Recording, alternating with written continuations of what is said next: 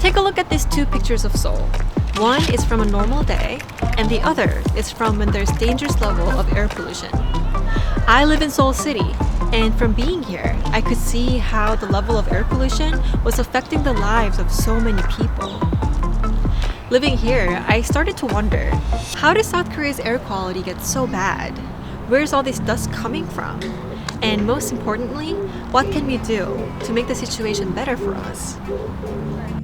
Korea's air pollution is the fourth worst in the world. Countries with the worst air pollution in the world. More than 4 million premature deaths around the world. According to the 2014 Environmental Performance Index, South Korea ranked 173rd out of 180 countries for air quality. There are several different ways in measuring air quality, such as the amount of harmful gases in the air, like nitrogen oxide, carbon monoxide, and volatile organic compounds. But by far the most common and important factor in assessing air quality is the amount of fine dust in the air. Fine dust is basically these small particles in the air that's floating around us that's so tiny we can't see with our bare eyes. Researchers call these particulate matter, or PM for short.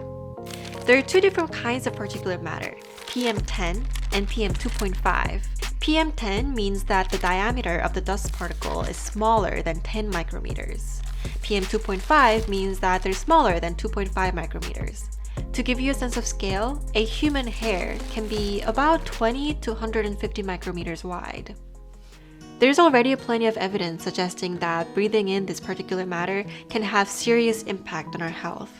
So when you are exposed to different sources of air pollutants, this will result in more than 7 million deaths every year. Means 1 death every 8 in the world each year. In South Korea alone, air pollution is cutting people's lives short by up to 2 years.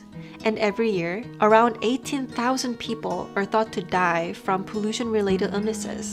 There's a reason why some people call air pollution the silent killer.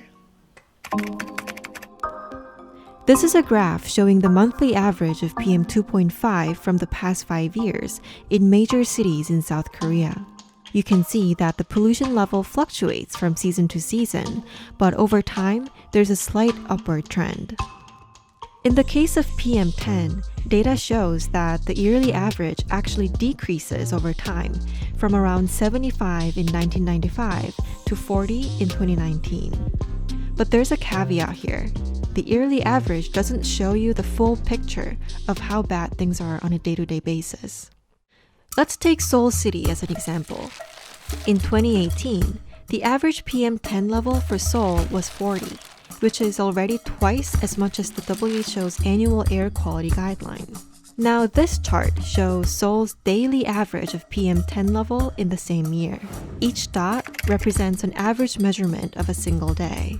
You can see that even though the rainy summer season drives down the yearly average, there are still 104 days that go over the WHO daily guidelines. This goes to show that Korea's air pollution level, even though in some measures it's been improving, is still nowhere near being safe.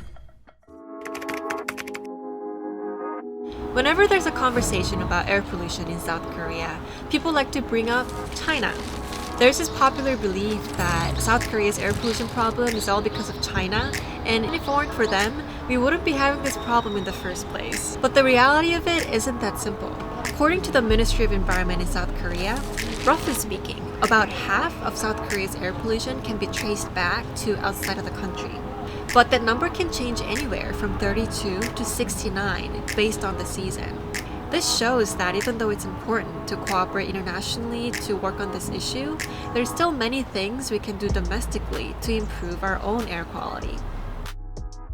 Research on South Korea's domestic sources for fine dust shows that nationwide, road and building construction is the biggest culprit in creating air pollution. Next in line is the manufacturing industry and power plants. But if you just look at the Seoul metropolitan area, internal combustion engine cars are the biggest source of fine dust. From this, we can see that we need to focus on these most polluting industries and ICE vehicles in order to improve our air quality. Starting from 2017, the South Korean government has been taking air pollution problem more seriously and have been taking several experimental measures to take air pollution level under control. For example, the government has ordered to temporarily shut down old coal power plants during the most polluted seasons, which resulted in 19% decrease in air pollution level in the neighboring regions. Right now, the government says that their goal is to reduce the air pollution level by 35% in the upcoming 3 years. To get there, the government plans to implement stricter regulations on industry emissions, temporarily shut down old coal plants, provide more electric cars, and reduce the use of chemical fertilizers. Less coal power plants, less ICE vehicles on the road, and stricter regulations on industry emissions will be the key to taking back our clean air. The Moon administration has expressed that they're committed in tackling South Korea's air pollution problem, and it seems like they're making some dedicated efforts to make things better. 인류의 건강과 안전, 지속 가능한 발전을 위해 기후 환경 문제는 우리 세대의 가장 중요한 문제가 되었고, 온실가스와 미세먼지 동시 감축을 위한 정책 수단을 강화하겠습니다. But as of right now, so much of South Korea's spring and winter season is still cloaked with thick layer of toxic air pollution. Out of many severe environmental impacts caused by climate change, South Korea's air pollution problem is definitely one of them. There's many researchers arguing that the recent phenomena of concentrated air pollution in South Korea can be attributed to the effects of climate change. Here's how it works. As the world gets hotter, the Arctic sea ice is melting at an unprecedented rate, reducing the temperature differences between the Arctic region and the Eurasian continent. The Arctic has been warming up for years, making the temperature difference between the North Pole and the equator smaller and smaller. This in turn slows down the wind speed, making the air linger over the country much longer than usual. The pollutants that would have otherwise passed through the country now stays for longer, gathering even more dust and harmful gases in the atmosphere. Air pollution is not a unique issue to South Korea. World Health Organization estimates that around 90% of the world's population currently lives in areas that exceed the WHO threshold for poor air quality.